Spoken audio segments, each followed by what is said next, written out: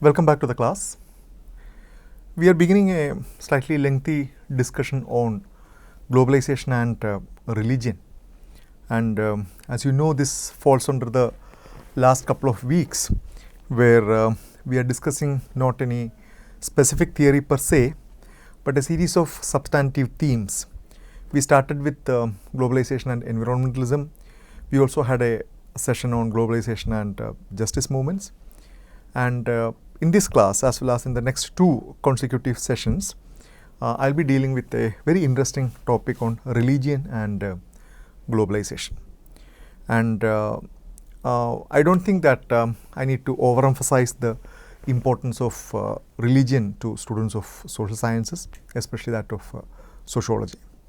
Personally as well, religion has been my area of specialization, and my current work, my doctoral work and my work after my doctoral research, everything revolves around the whole question of religion.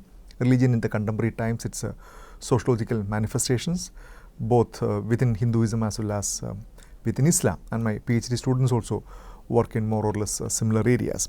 So I have a special fascination and interest in this particular topic. That is one of the reasons why I decided to spend 3 sessions on this particular topic. So these are the references I have used for these lectures, and I'm not going to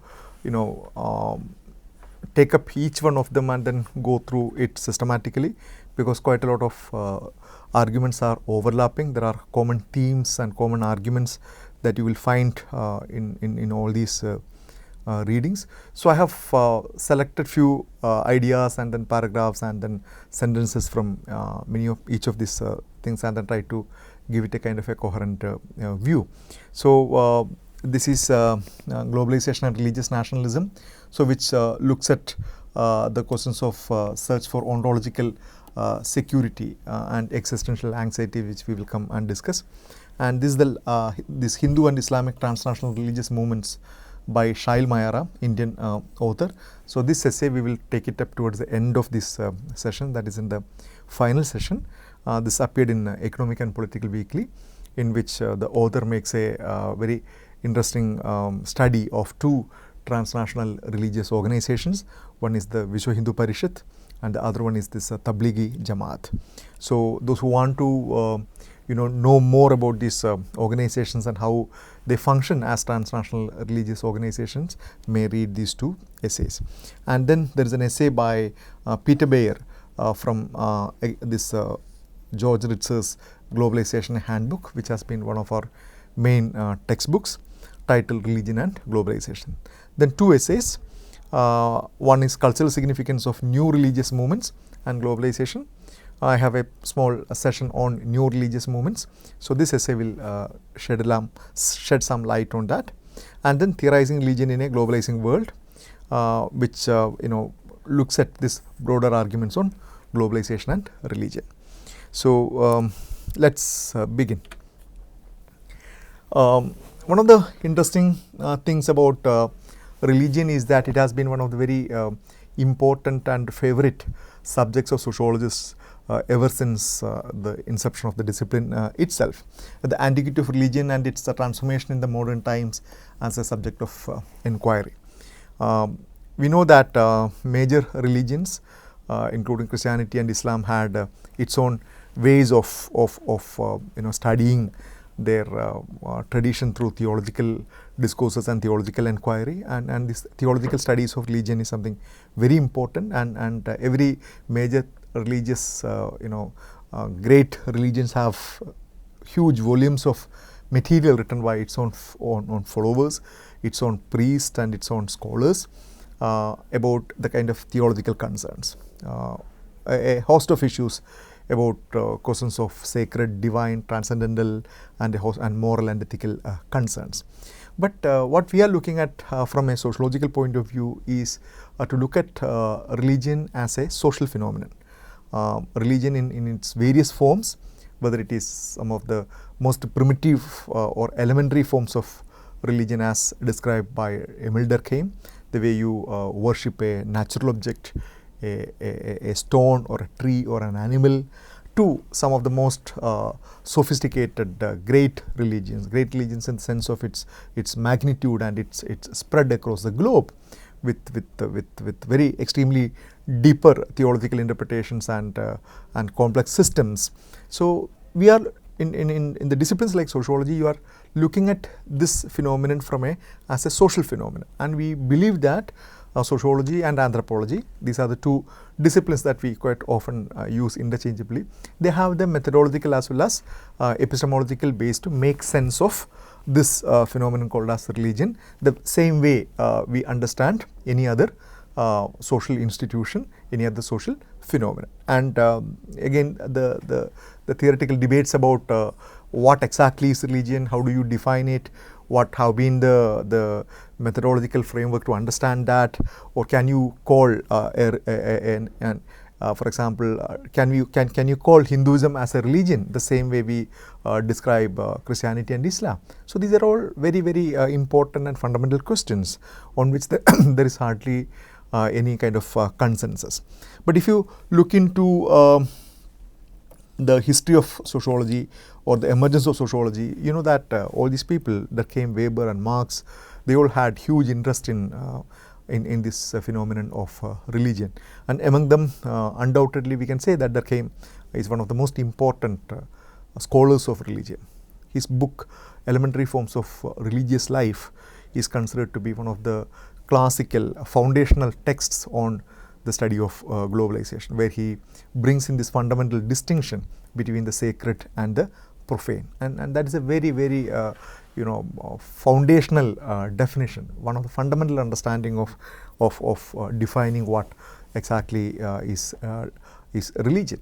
And then Max Weber, another very important sociologist, and those who have studied sociology would always remember him as a person who brought in a very creative interpretation about the material basis, religious basis for the material development of capitalism or economic development of capitalism in the modern Europe. His very famous book on Protestant ethics and spirit of capitalism. And Marx, I hope all of you know that Marx had a particular approach towards the study of religion. He was not, of course, he was very sympathetic, and we quite often hear the argument that Marx described religion as the opium of the masses. But things are more complicated, and we don't have the time to go into that. But once you read his own works on religion, we realize that Marx was extremely sympathetic to religion, and he believed that the necessity of religion will disappear if a true egalitarian society is brought into picture. He was extremely sympathetic and understanding of the situation in which religion is mandated for an ordinary person. Then you have a huge turn in anthropological inquiry, starting with all European anthropologists moving across the globe and then trying to study primitive communities. You have Malinowski, Radcliffe Brown, Evans Pritchard, a host of scholars. Then you have Clifford Geertz and other set of scholars, and then Talal Asad. So the anthropological tradition of studying religion has been very rich and extremely rewarding. We don't have the time to go into that, but then we will have to. We are concentrating more on the question of religion and globalization, and whole question about how do you define religion. Religion and religions, lack of clarity of definition. This is something that I just mentioned. It's extremely difficult to define what exactly religion is, even within sociological literature. Durkheim defines it as it has something to do with the sacred, things that are set apart, things that are forbidden, things that are not part of your everyday life. And it's too broad, it's too vague a definition. Whereas when it comes to questions of specific religions like Christianity or Hinduism or Buddhism, things become much more easier. But if you want to have an umbrella term that is capable of including each and every form of religions, then that definition becomes extremely difficult. For example, you have Clifford Geertz providing a kind of a cultural based or culturalist explanation of religion, Then you have Talal Asad, one of the celebrated anthropologists, defining Islam, and maybe other religions as well as a discursive tradition. So you have very, very interesting yet competing types of definitions. So we are now focusing on globalization and religion, and its focus on institutional transformations. So I hope you are also familiar with the larger debates within social theory, especially connected with the secularization thesis. So we know that sociology emerged as a discipline of modernity, and one of its founding fathers, Max Weber, was very emphatic in his argument that the modern era is going to be defined on the basis of rationality, instrumental rationality. So he argued that once you use the framework of rationality, every religion will undergo a process of secularization. Secularization will so he had kind of a prophesied, or he had kind of predicted that the significance of religion will come down. It will happen in various ways. One is that the public role played by religion will come down, and then religion will be confined to your private sphere. Religion will become a matter of your personal choice and private sphere. Second is that the popularity of religion, the number of people who attend church and other things will come down, and there will be more and more people who will discard religion, who will leave religion and then come out as religious or non-religious people. Then he also argued that there will be increasing differentiation, more and more spheres of life, for example, family, law, marriage, education, nationalism. All these things will begin to get detached from the influence of religion. So you will be able to look at law, you will be able to look at family or divorce, or say for example abortion, okay, as a process, or as an event, or as a thing which from without having anything to do with religion. So more and more differentiation of social spheres will take place. So that there was a time, maybe during 1950s and 60s and 70s, there was widespread hope or widespread belief among sociologists that once you become more and more progressive, once you become more and more modern, you will discard your religion, you will discard everything associated with tradition, and then people will become more and more secular. Religion will have a slow death. And we know that that has not happened. That has not happened, and not only that, it did not happen, but something more unexpected thing happened. Religion made a huge comeback to the world stage, especially in the 1980s onwards. You have had major religious revivals. You have had that in Iran, maybe started with Iran. You had it in Pakistan, you had it in Bangladesh, you had it in Indonesia, you had it in various other countries, including India. Religion came back, especially religion along with politics came back with a vengeance. So there are scholars who talk about a kind of a re-enchantment of the late modern world. So what does it mean, re-enchantment?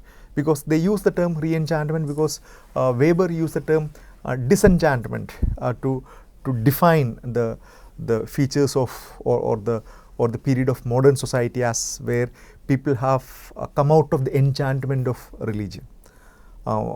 People use scientific rationality to make sense of the world so that they are no longer enchanted by the religion. So he defined it as disenchantment, whereas a lot of scholars now talk about the re-enchantment of people in the late modern era. And that is something that we are going to explain. We are looking into, again, we will not have a kind of a conclusive answer, but we will look into a couple of possible explanations that are given by different scholars. So we are looking at globalization and religion, and globalization of religion, and focus on its institutional transformations. How religions have become a kind of a global institutions. And again, please keep in mind that there is nothing new about it. All the world religions have been spread across the globe, whether it is Islam or Christianity or Buddhism or Hinduism. They were never confined to any specific geographies. There were historic times when these religions spread across the globe, then they contracted and then again spread. So we all know those kind of processes. But what happens to similar kind of a process in a more globally interconnected world? what happens to such an institution in the contemporary times, where you have the whole world can be described as something which is completely shrunk in its size and in its intensity. So we all look at the institutional transformation. We also look into the transformations of individual religiosity and spirituality, etc. So while looking at the whole question of transformation of institutional religion, a very important point of inquiry is, what does religion do to your individual religiosity? Why is that more and more people, seemingly very modern, educated people with world exposure, why do they require modernity? Why do they require religion? Or why is that we are increasingly finding people with high education, but at the same time extremely stringent in their religious beliefs? And why is that there is a sudden increase in the talk about spirituality, all kind of spiritualities? So how do we make sense of that? And a lot of discussions about this new religious movements and transnational religious movements. So these are the two terms and two things which we will discuss towards the end of this class. New religious movements, a series of alternative cult-like religious initiatives that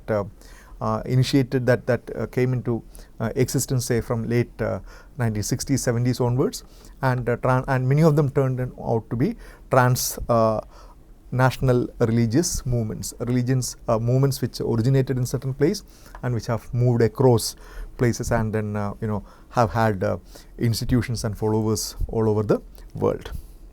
So one of the important connections between religion and globalization is the context of transnational migration.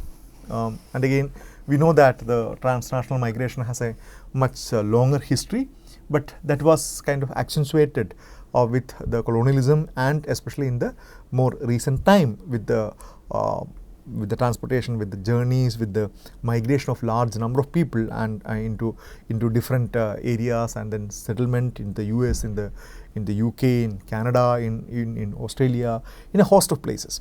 So religious institutions are among the first that migrant communities will attempt to recreate in their new homes. And I hope you would have already noticed this. When a community moves into, when a group of people move into a new territory, a new place, as maybe you can take a series of examples, whether it could be internal migrations within India, people moving from one state to another, or people moving from one part of the state to another part of the state, or it could be people moving from one country to another during colonial period.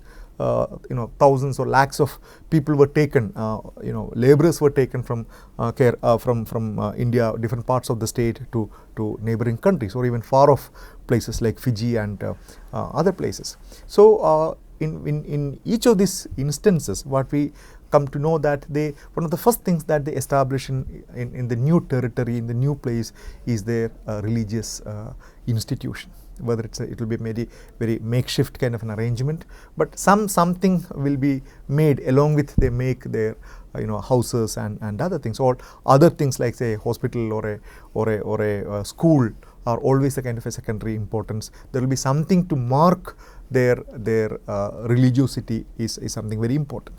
So along with religious purpose, most often they also serve a host of other functions, including as places of cultural familiarity, social service providers, educational and recreational centers, resources for community and political mobilization, and simply as visible manifestations of migrant communities' arrival and claim to belong.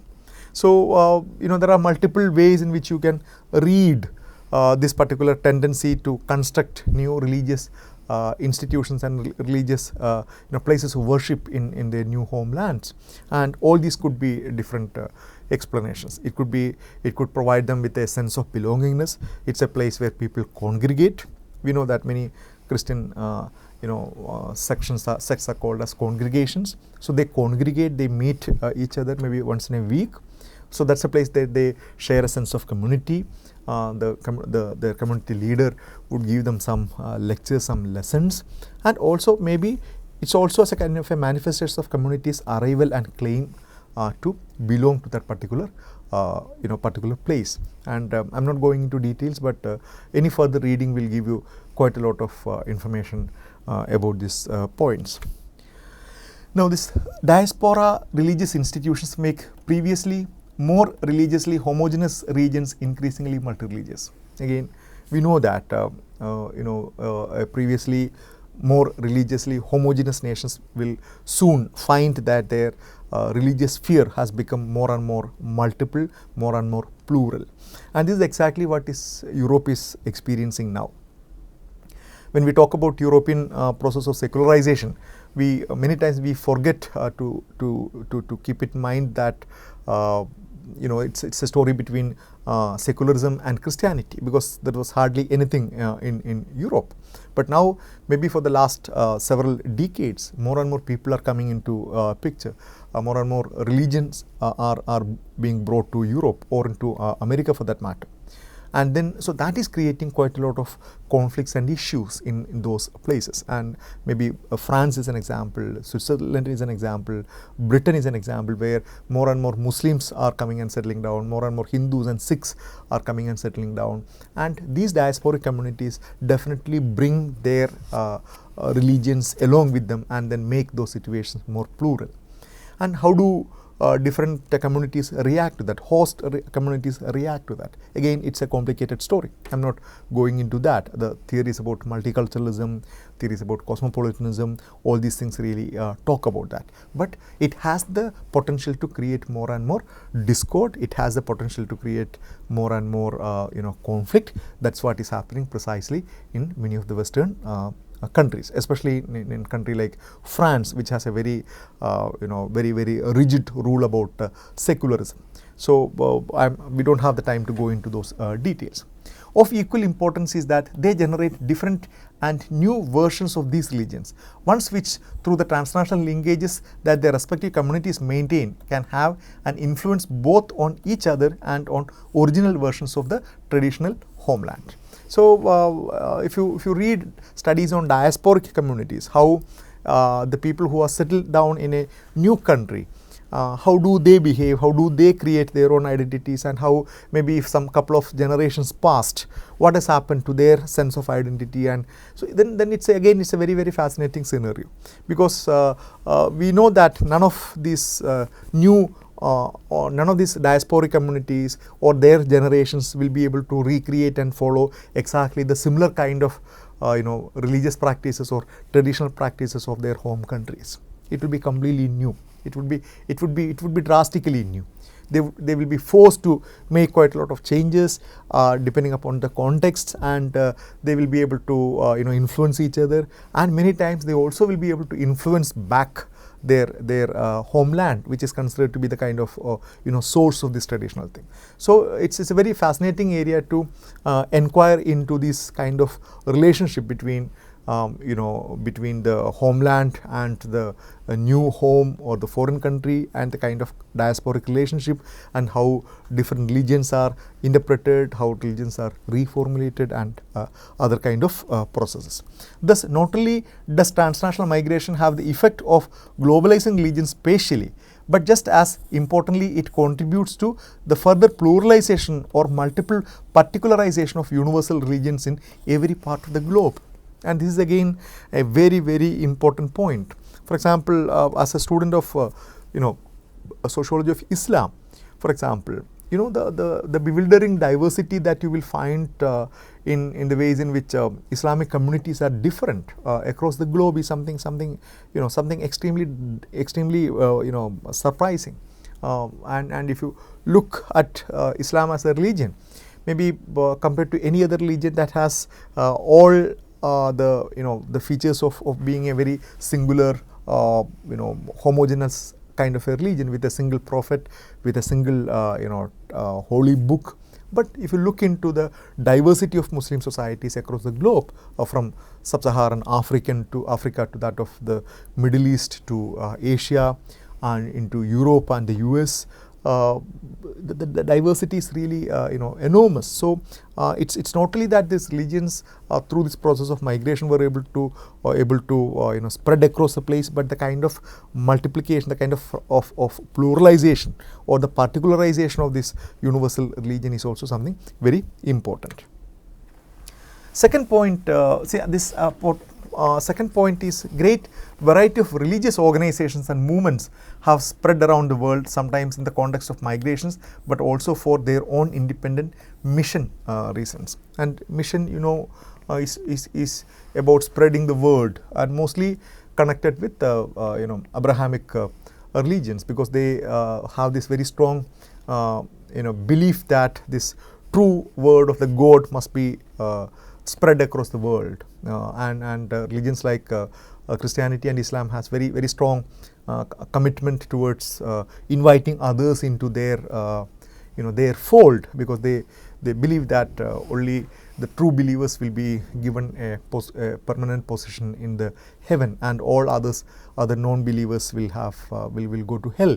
So their religion has an innate component of inviting others, proselytizing others. So this mission has really played a very important role in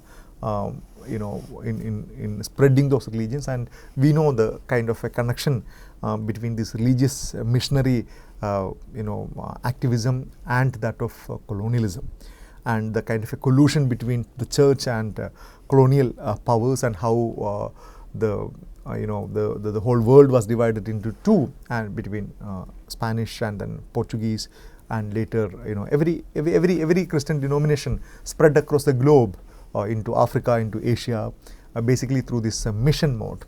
And also maybe other religions like Hinduism and Buddhism, which is not as zealous as this, also spread into even though more limited areas through different kind of activities. So the history of world religions with both a missionary zeal and without one, colonialism and the spread of Christianity, trade and spread of Islam. Yeah, maybe one of the very important means through which Islam spread across the globe is through trade and through Sufis, along with of course armed conflicts and then conquest and others. So spread of Hinduism and Buddhism through more migration and campaigns and so on. So this has been happening, as we mentioned. There is nothing new in that, but what is happening, what is more important is the kind of a spread of religion in contemporary era. In the contemporary era, where with all these infrastructures of globalization, with the internet, with YouTube, with your social media, with a host of other things, what is happening to religious transmission? How people are able to make use of this huge number of media in order to make sense of religions. And the third one is these points are basically taken from Peter Bayer's article in Ritzer's Reader. So the third point that he's talking about this religio-political movement in global society. Very powerful religious movements, but religious movements with very specific political goals.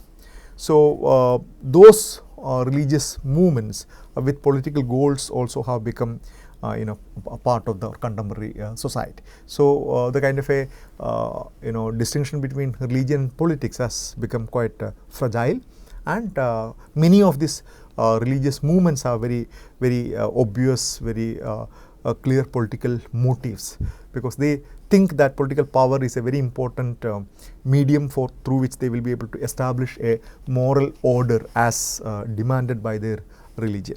A moral order, whether it is constructed or concocted, that's a different story.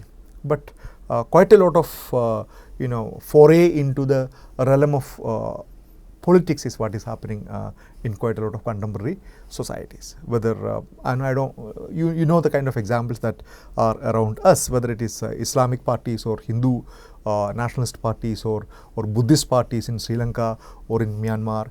There is a kind of a connection between religion and politics has become very strong. So this increased political impact of religion happened with the beginning of globalization. As I mentioned, say since 1980s, the political parties began to articulate their political arguments and claims through the religious language. Political parties emerged in order to represent a particular religion and people who belong to that particular religion, and that has really been the kind of scenario that we are witnessing in a host of countries.